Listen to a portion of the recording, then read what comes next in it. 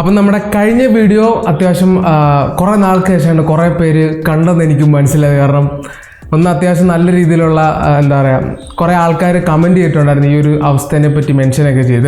അതേപോലെ തന്നെ ഒരു ബ്രോ കമൻറ്റ് ചെയ്തിട്ട് ബ്രോ അടുത്ത വീഡിയോയും കൂടെ വേണം ഇങ്ങനൊരു ഇതിൻ്റെ ഫുൾ എക്സ്പ്ലനേഷനെ പറ്റി. അപ്പം ഇത് നമ്മുടെ സെക്കൻഡ് വീഡിയോ ആയിരിക്കും. കഴിഞ്ഞ വീഡിയോയുടെ ലാസ്റ്റ് ഞാൻ പറഞ്ഞത് ഇനി വേറെ എന്തൊക്കെ ഫാക്ടേഴ്സ് ആണുള്ളത്, അതേപോലെ തന്നെ ഇത് എത്ര നാൾ നിൽക്കും, അതായത് ഫോണിൻ്റെ പ്രൈസ് കൂടുന്ന പരിപാടിയൊക്കെ എത്ര നാൾ നിൽക്കും എന്നുള്ളതൊക്കെ, പിന്നെ മൊത്തത്തിലുള്ള ഇൻഡസ്ട്രിയുടെ ഷിഫ്റ്റ് എങ്ങനെയാണെന്നുള്ളത്. അപ്പം നമ്മൾ അതിനെപ്പറ്റിയാണ് ഇവിടെ കൂടുതൽ കോൺസെൻട്രേറ്റ് ചെയ്യാൻ പോകുന്നത്. സോ ഫസ്റ്റ് തന്നെ ചാനൽ ഇഷ്ടപ്പെട്ടാൽ സബ്സ്ക്രൈബ് ചെയ്യുക. അതെ, തുടങ്ങിയേക്കാം, വേറെ കാര്യമൊന്നും പറയാനില്ല. ഫസ്റ്റ് തന്നെ പറയാനുള്ളത്, സ്മാർട്ട് ഫോൺ ഇൻഡസ്ട്രി സത്യം പറഞ്ഞാൽ കുത്തനെ താന്നു. 2024 നല്ല രീതിയിൽ പൊക്കോണ്ടിരുന്ന ഇൻഡസ്ട്രി 2026 താന്നു. ഇതിനകത്ത് പ്രധാനമായിട്ട് പറയുന്നത് കൗണ്ടർ പോയിന്റ്, അതേപോലെ തന്നെ IDC, ഇങ്ങനെ കുറച്ച് റിപ്പോർട്ട്സ് ഒക്കെ പറയുന്നത് ഏകദേശം ഒരു 3 to 5% ഡ്രോപ്പ് വന്നിട്ടുണ്ട് സെയിൽസിന്റെ കാര്യത്തിൽ. അതായത് ഇന്ത്യയിൽ തന്നെ, ഇന്ത്യൻ മാർക്കറ്റ് തന്നെ 3 to 5% താന്നു വന്നിട്ടുണ്ട്. ആൾക്കാർ എന്താ പറയുക ഫോൺ എടുക്കാൻ ഇപ്പോൾ താല്പര്യം തന്നെ ഇല്ലാതായിരിക്കുന്നുണ്ട്. അതിന് പല പല കാരണങ്ങളുണ്ട്. സോ ഓഫ് കോഴ്സ് ഏറ്റവും മെയിൻ കാരണം എന്ന് പറയുന്നത് നമ്മുടെ AI ആണ്. അതെ, AI വേണ്ടി ഇങ്ങനെ ഈ പറഞ്ഞ ചിപ്പും കാര്യങ്ങളെല്ലാം പോയി അതായത് ഡിമാൻഡ് കൂടുകയും സപ്ലൈ കുറയുകയും ഉള്ള ഒരവസ്ഥയിലാണ്. എല്ലാ കമ്പനികളും സാധാ കൺസ്യൂമേഴ്സിനെ തേച്ചിട്ട് AIയുടെ പുറകെ സ്വാഭാവികം, അവർക്കത് പ്രോഫിറ്റാണ്. അപ്പം അതിൻ്റെ പുറകെ ആയതുകൊണ്ട് അതൊരു വലിയ പ്രശ്നമാണ്. എന്ന് പറഞ്ഞാൽ വലിയൊരു പ്രശ്നമാണ്. കാരണം ചിപ്പിൻ്റെ ഒക്കെ പ്രൈസ് എന്ന് പറഞ്ഞാൽ അങ്ങ് കയറിയിരിക്കുക. ഞാനൊരു ഹാർഡ് ഡിസ്ക് മേടിക്കാൻ നോക്കിയിട്ട് ഇപ്പോൾ 10,000-17,000 രൂപ, അതായത് 1 TB. മുമ്പ് 4,000-5,000 റേഞ്ചിൽ നിങ്ങൾക്ക് 1 TB കിട്ടുമായിരുന്നു SSD. ഇപ്പോൾ 10,000 രൂപ കൊടുക്കണം. അപ്പം തന്നെ മനസ്സിലായില്ലേ എന്തുമാത്രമാണ് അതിൻ്റെ ഒരു ആഹ്ലാദം എന്നുള്ളത്. അപ്പം സ്മാർട്ട് ഫോണിൻ്റെ കാര്യങ്ങളിലാണ് ഇത് നന്നായിട്ട് എഫക്റ്റ് ചെയ്യുന്നുണ്ട്. ഒരു സാധനം എഫക്റ്റ് ചെയ്യുന്ന വെച്ചാൽ ഞാൻ കണ്ടെന്ന് വെച്ചാൽ കുറേ കമ്പനികൾ 4GB 120GB എന്ന് പറഞ്ഞൊരു മോഡൽ ഇറക്കാൻ തുടങ്ങി. ഇത്രയും നാളും 8 എന്ന് പറയുന്നത് ഒരു സ്റ്റേബിളിലേക്ക് വരുവാണ്. 8/128, 8/256, at some point 256GB base variant ആയിട്ട് കുറെ ഫോണുകൾ ഇറക്കിയായിരുന്നു കഴിഞ്ഞ വർഷമൊക്കെ. ഇപ്പൊ 4/128, 464 അത്രയ്ക്കും ദാരിദ്ര്യത്തിലേക്കായി. കുറെ കമ്പനികൾ 8 പതിയെ 6 കുറെ പേര് 4 അങ്ങനെ വലിയൊരു ഷിഫ്റ്റ് വന്നു. പിന്നുള്ളത് നമ്മൾ കഴിഞ്ഞ വീഡിയോയിൽ സംസാരിച്ച ആ ഒരു പ്രൊസസറിന്റെ കേസിട്ട് അത് നിങ്ങൾ കണ്ടു നോക്കുക, എന്തായാലും കണ്ടില്ലെങ്കിൽ. ഇനി വേറൊരു കാര്യം എന്ന് വെച്ചാൽ ഓഫ് കോഴ്സ് പ്രൈസ് സെഗ്മെന്റിൽ ഒരു മാറ്റം. മുമ്പ് 10,000 രൂപയ്ക്ക് കിട്ടിക്കൊണ്ടിരുന്ന ഫോൺ ഇപ്പൊ 15 ആയി, 15 കിട്ടിക്കൊണ്ടിരുന്ന ഇപ്പൊ 21 ആയി, 20 കിട്ടിക്കൊണ്ടിരുന്ന 30, പിന്നെ ഓഫ് കോഴ്സ് 30 കിട്ടിക്കൊണ്ടിരുന്ന ഇപ്പൊ 50 ആയി. 50, 45, 43. ഞാൻ പറയുന്നില്ല, നത്തിങ് ഫോൺ 4A ഒക്കെ കിടക്കുന്ന പ്രൈസ് കാണണം. 4A Pro ഒക്കെ 50 കഴിഞ്ഞ് അതിന്റെ ഫ്ലാഗ്ഷിപ്പ് കണ്ട് കിണ്ടി ഉള്ള പോലെയാണ് അത് വെച്ചേക്കുന്നത്. ഒന്നും പറയാനില്ല. 4A തന്നെ എത്ര 40,000. അത്രയ്ക്കും ദാരിദ്ര്യമായി മാർക്കറ്റ്, അത്രയ്ക്കും ഇടിഞ്ഞു. നമുക്ക് തന്നെ താല്പര്യമില്ലാത്ത അവസ്ഥയിലേക്ക്. പിന്നെ ഒരു ഷിഫ്റ്റ് കണ്ടത് നമ്മുടെ 5Gയുടെ കാര്യത്തിലാണ്. ആൻഡ് 2023 സമയം, 23-24 സമയത്ത് 5G ഇൻട്രൊഡ്യൂസ് ചെയ്യുന്ന സമയത്ത് നമ്മൾ ഒരു കാര്യം പറഞ്ഞു, അതായത് റേറ്റ് കൂടിയ ഫോൺസിലെ 5G വരും എന്നുള്ളൊരു സംഭവം ഉണ്ടായിരുന്നു. അപ്പോൾ 20-25 ആ റേഞ്ചിലൊക്കെയാണ് 5G വന്നുകൊണ്ടിരുന്നത്. പക്ഷേ ഇപ്പോൾ അത് മാറി. എല്ലാ 10,000 ഫോൺസ്, 7,000 ഫോൺസ്, 8,000 ഫോൺ വരെ 5G വന്നുകൊണ്ടിരുന്ന സമയം ഉണ്ടായിരുന്നു. ഇപ്പോൾ എന്ത് പറ്റി, ഈ ഒരു മെമ്മറി ചിപ്പ് ഷോർട്ടേജ് കാരണം ഇവരെല്ലാം കൂടെ തിരിയാൻ തുടങ്ങി. അതായത് സ്മാർട്ട് ഫോൺ ബ്രാൻഡ്സ് എല്ലാം കൂടെ പിന്നെ 4G അങ്ങോട്ട് ഇറക്കുക. അതായത് 15,000 രൂപയുടെ താഴെ ഇപ്പോൾ 4G ഫോൺസ് ഇറങ്ങുക. അതായത് 5G ഇല്ല, 4G ഫോൺസ് ഇറങ്ങുക. എന്നിട്ട് 15 മേളിൽ മാത്രമേ 5G ഇറക്കുന്നുള്ളൂ. അതായത് പുരോഗതിയിലേക്ക് പോകേണ്ട സാധനം അധോഗതിയിലേക്കാണ് പോകുന്നത്. അപ്പോൾ നിങ്ങൾ 5G ഫോണൊക്കെ എടുക്കാൻ നോക്കുകയാണെങ്കിൽ 5G ഉണ്ടോ എന്ന് കൃത്യം നോക്കുകയാണ്. ചിലപ്പോൾ നമ്മൾ ഇനിയിപ്പം അവർ എടുത്ത് കാണിക്കുന്നില്ല. മുമ്പ് എടുത്ത് കാണിക്കേണ്ട കാര്യം ഇല്ലായിരുന്നു. കാരണം നോർമലി എല്ലാം 5G ആയിരിക്കും. ഇതിപ്പം എടുത്ത് 4G ആണോ 5G ആണോ നിങ്ങൾ നോക്കി മനസ്സിലാക്കണം. പിന്നെ ഉള്ളതെന്ന് വെച്ചാൽ നമ്മൾ ഏറ്റവും കൂടുതൽ ക്രിട്ടിസൈസ് ചെയ്യേണ്ട സാധനമാണ് LCD display, IPS LCD display പിന്നെ ഒരു തിരിച്ചുവരവ് നടത്തിയിരിക്കുകയാണ്. അതെ, ശക്തമായിട്ടുള്ള തിരിച്ചുവരവാണ്.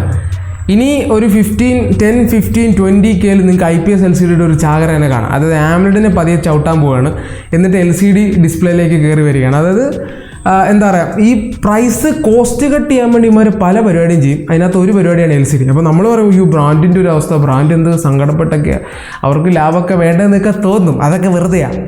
ഇങ്ങനൊരു സംവിധാനം വരുമ്പോൾ അവരെന്ത് ചെയ്യാന്ന് വെച്ചാൽ അവരിതിനെ എങ്ങനെ ആൾക്കാരെ കഴുത്തിറക്കാമെന്നാണ് അവർ ചിന്തിക്കുന്നത്. അതായത് എങ്ങനെ ഇതിനകത്ത് ഊറ്റിയെടുക്കാമെന്നാണ് അവർ ചിന്തിക്കുന്നത്. ഈ ഒരു സാധനത്തിന് ഇങ്ങനെ എന്താ പറയുക, ഒരു മെമ്മറി ഷോർട്ടേജിന് ഇങ്ങനെ ഫ്രണ്ടിലോട്ട് ഇട്ട് പുറകെ ഇരുന്ന് നൈസായിട്ട് ഓരോ ആക്രമണം നമുക്കിട്ട് നടത്താം. അതിന് ഒരു ഭാഗമാണ് ഇതൊക്കെ IPS LCD. അതായത് കുറേയൊക്കെ ഒരു 3,000, 4,000 റേറ്റ് കൂടാന്നുള്ള സംവിധാനം ഉള്ളു.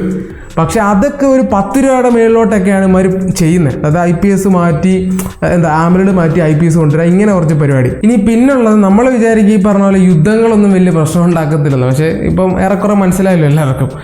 യുദ്ധം ഒരു കാരണമാണ്. കാരണം ഇപ്പം ഒന്ന് ഇന്ത്യൻ എക്കണോമിയുടെ ഒരു പ്രശ്നം കൂടെ ഉണ്ട്, അതായത് US ഡോളറായിട്ടുള്ള ഒരു പ്രശ്നം. അതായത് നമ്മുടെ US ഡോളറും ഇന്ത്യൻ മണിയായിട്ട് നല്ല രീതിയിൽ മാറ്റം വരുന്നുണ്ട്. അതായത് US ഡോളറിന്റെ മൂല്യം കൂടുകയാണ് ഇന്ത്യൻ മണിക്കെതിരെ. അപ്പം അതൊരു പ്രശ്നമാണ്. പിന്നെ പെട്രോൾ ഡീസൽ കൂടിയതൊരു പ്രശ്നമാണ്.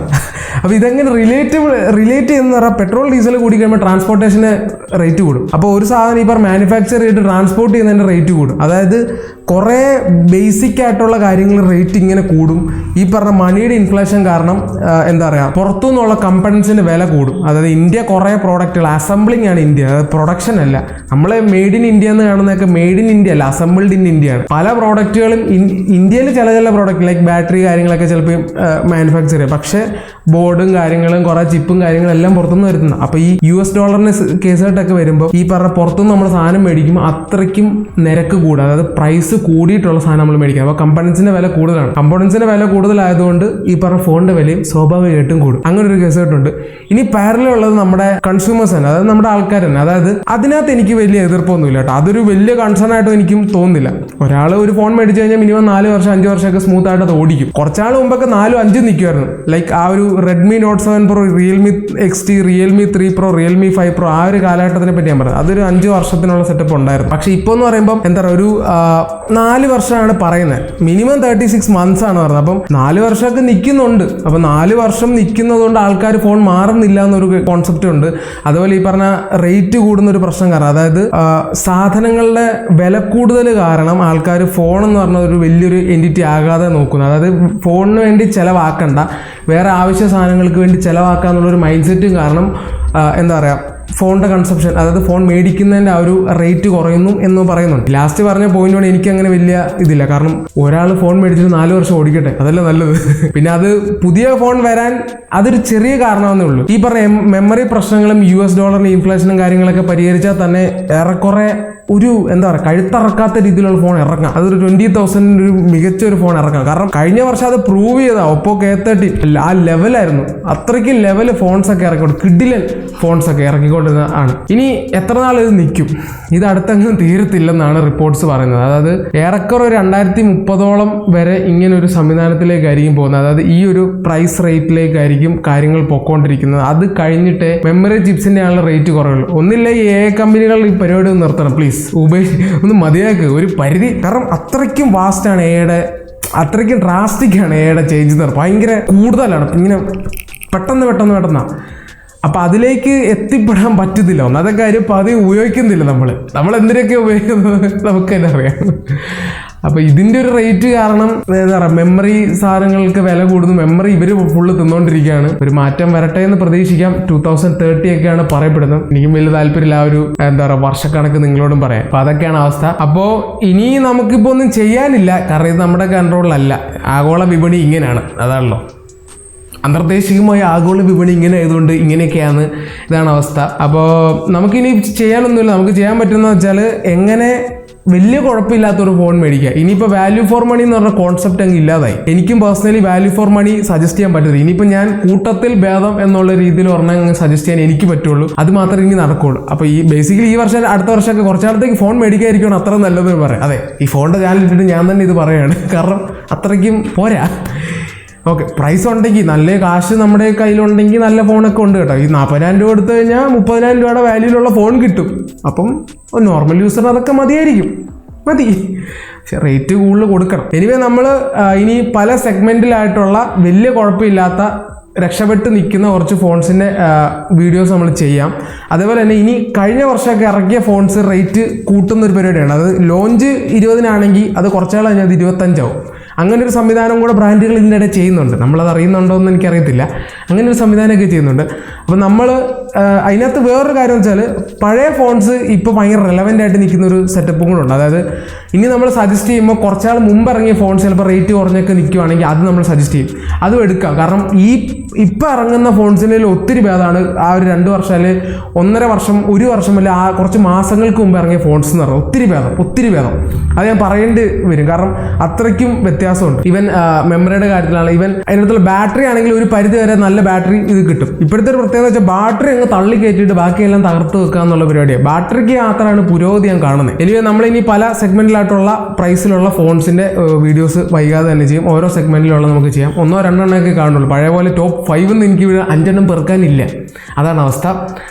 അപ്പോൾ ഇത്രയൊക്കെയുള്ള ഒരു വീഡിയോയിൽ പറയാൻ. പുതിയൊരു വീഡിയോ ആയിട്ട് എല്ലാവർക്കും